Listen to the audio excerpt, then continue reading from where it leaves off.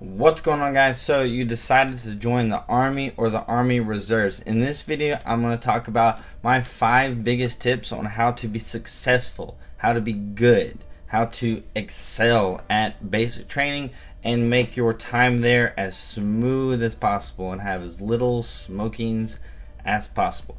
Now, these 5 tips, basically, they're not in any specific order. They're just literally the order that popped into my head. I've thought about these tips before, but I literally wrote them down on paper, so that's kind of the order. Although I would say that number 1 is probably one of the biggest and top 3 most important tips for excelling at basic training and having your platoon excel. Now, in my last video, I talked about what it's kind of like to be a leader at basic training. And if you watch that video, and if you want to be a leader at basic training, or you just like want to be a guy in your platoon that doesn't necessarily want to be a leader, but tell your platoon's leader that, hey, we should probably do this, this is the tip for you. The biggest thing, one of the biggest things on how to not get your platoon to be smoked for stupid things is to assign positions, assign tasks to different people, teams, or just groups of people to do every single day. Every time you get into the barracks, every time a certain situation is going on, if you are the platoon leader or a squad leader, you need to assign people to do these certain things. This was a humongous tip for me. I wish I would have started implementing it earlier in my leadership experience. If you guys didn't know, I was the platoon leader for about 7 weeks, so almost the entirety except for the first 2 days where the first platoon leader got fired. Then they ended up selecting me, and I was a pretty good platoon leader. Number one, because I didn't get fired for the entirety of the time, and yeah, so that's kind of a big deal. People don't normally make it all the way. But I wish I would have done this a lot earlier, is assigning positions. Now, one of the things that was big for my drill sergeant was he was like really OCD, and he liked things to be where they were, like perfectly in line, like everything, your clothes, your just bed, your everything, the room to be swept and mopped every day, multiple times a day, right?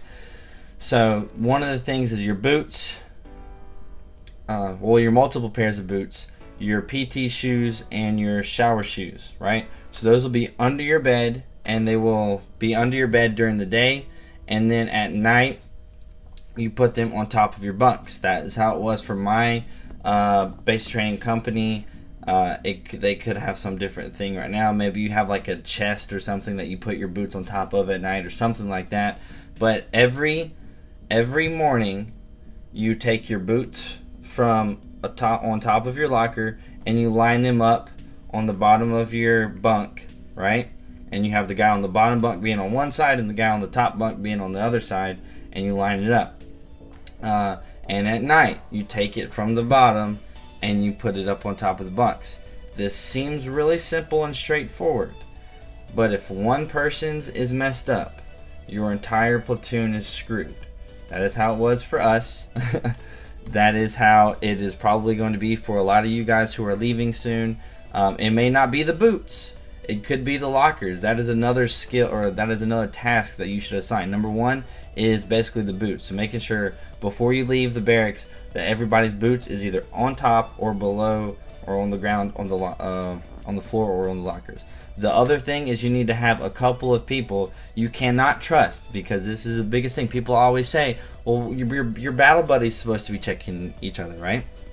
Well, that works for most people, but a lot of people, they just assume that the other person's locker is going to be closed, which, as you all know, if you leave your locker open, unsecured at basic training, they're probably going to dump your locker. They're probably going to snatch off all the locks of everybody else in the barracks. They're going to dump the whole barracks all around, and you're going to come back from training, your room is going to look like it just got turned upside down because one battle buddy didn't want to watch another battle buddy's back and make sure his locker was secured. So you can't trust that. You can a little bit, but you can't really trust it to 100% extent. So what you need to do is you need to assign basically the team leaders to go around, and before they leave, they check their team, make sure their locker is secured. It literally only takes about 10 seconds, but it could save you a crap ton of time. There's other things, making sure your team leaders are making sure everybody has water, making sure everybody's got what they need to have.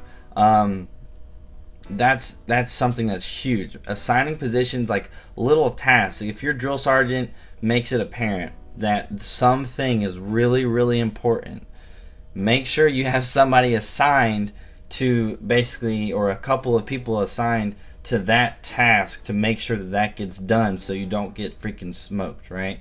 So that's something that's really big. The next thing has really nothing to do with this, but is don't be cocky. You do not want to be that guy in the platoon who nobody likes, who nobody's really going to watch your back. They're not going to really help you out or anything. They're not really going to like you that much. So you don't want to be like the most liked person in the world, but you don't want to be a really cocky guy who's always talking about how on the civilian side with his AR-15 he could shoot 40 out of 40 easily, but he's talking about he's shooting with a scope, and then he goes and he shoots iron sights and he freaking sucks with the M16 or an M4. So that happens a lot, actually. So don't be that guy that nobody likes, because you're gonna probably end up, people are gonna try to get into a fight with you, and it's just gonna be real rough. The drill sergeants are gonna pick you out because nobody else really likes you, and you're gonna have a rough time with those drill sergeants because, again, you just want to be that guy. So that's tip number 2. So tip number 3 is pretty self-explanatory. Try your best and don't be lazy. A lot of times people will just be flat out lazy. They won't want to check things. If you're doing things as a platoon, they're going to lag behind. They're not really going to be trying their best, and because of that, your drill sergeants are going to smoke the entire platoon because one or two guys decided to be lazy and they didn't want to run as hard as they can, or they didn't want to do this, or drill sergeant said to pack this stuff. Like they said, the drill sergeant said to pack these 5 things.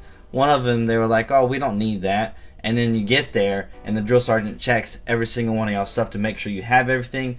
Those 2 guys who are like, oh, screw this, they don't have it. Your entire platoon is screwed. The rest of your day is ruined because these 2 guys wanted to be lazy. And that's just, it's not fun for anybody. Then you end up becoming the guy that nobody likes because you were lazy and you didn't do what you were supposed to do. Follow simple instructions. It's not that difficult. And trying your best, like doing physical activities and things like that. So if you're doing some kind of physical activity that they want you to do, and they see you being lazy or they see you not trying, you're going to get yelled at. You're going to get chased down by the drill sergeants because they see that you're not trying, and they look for that. The drill sergeants are looking for people who kind of like don't give a crap. And if they see that, then they're going to come up to you. That's the thing. They'll get into your face and yell at you because you're being stupid and you're not really trying that hard. So the next biggest thing is practice. Practice, whatever the heck it is that you're learning. If you learn first aid, or if you learn weapon skills, if you learn sports, if you learn different fighting positions, if you learn different battle drills, if you learn different tactics, practice, go over these things. Do sand tables, do rock drills. So rock drills is basically, you'll learn at basic training, battle drill 1 alpha. It's a basic tactic where you kind of go and flank the enemy, and that's really the main thing. React to contact, react to indirect fire. You want to go, whenever the drill sergeants teach you these things, you want to take notes, make sure you actually take notes, and you want to go over them with rock drills. And the reason you want to do this is because when it comes time for the FTX or the FTXs, and you have to actually do them, you don't want to look like an idiot, you don't want to mess up, you don't want to again, screw everything up for your platoon because you decided to be lazy. The other thing to make your life easier is to actually practice with your weapons. So sit and do diamond washer drills, which you'll learn what that is eventually. just all the different stuff. Again, practice sports, practice your breathing behind the weapon, all that stuff. You want to practice so that you actually are good at the things you need to be good at, so that your life is easier at basic training. The next thing is to work out at night in your spare time. Again, don't be lazy. Work out. You want your PT score to be as high as possible in the military, because that is how they pick people for things. If you watched my last video, you kind of saw that one of the criteria that they use to pick the leaders at basic training is your PT score. Whoever has the highest PT score. Later on, if they have a couple slots for airborne school, they're like, right, who wants to go to airborne school? You raise your hand. There's a dude next to you who raises his hand, but his PT score is 5 points higher than yours. They pick him, right? So you want to utilize your time to work out at night at basic training, because you want your PT score to be as high as possible, as well as your whole platoon to have a higher PT score on average. Now for us, there was like a competition between the platoons on the PT score, and the highest, I think it was like either the highest average PT score platoon will win, or the platoon with the least amount of failures, so the most amount of people in the platoon that passed. It was one of those two criteria. I don't really remember, but it was one of those two. And what I did as a platoon leader was, it started with just, I think, 2 of us, and then it grew to at least over half the platoon. Was every night I would get everybody together that wanted to work out, and in the middle of the barracks floor we would work out. We would do push-ups and we would do sit-ups. We would do things that would help these guys that were failing the PT test. I would help them, increase their PT score. I got one dude from going literally, I think it was like he did 3 push-ups, I believe, on the first PT test. 3. And I think to pass with 50% at the end of base training, you have to get like 32 push-ups if you're like 18. And I think he got 35. So I helped this dude. He had a lot of heart and stuff like that. But I mean, I helped him get from 3 push-ups to 35 push-ups. And because of that, he passed basic training. Like, it was pretty bad. But I mean, I did my best to help my platoon and incorporate working out into our schedule to help increase everybody's PT score. And I would help everybody. We'll go down to the track and do some running when you get those privileges.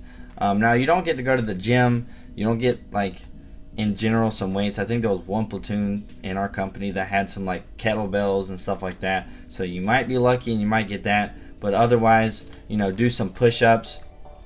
Do, sit-ups on the side of the bunk. So if you don't have a battle buddy to hold your feet, put your feet under the side of the bunk bed, and that will kind of suffice for your needs. So anyways, guys, I hope you enjoyed this video. If you did, please like, comment, subscribe. I just want to thank y'all for all the support and everything that you guys have been giving me on these past few videos. I can't thank you guys enough, and I wish all of y'all the best of luck. All of you that are leaving to go to basic training in the next couple of days, weeks, wish y'all the best of luck.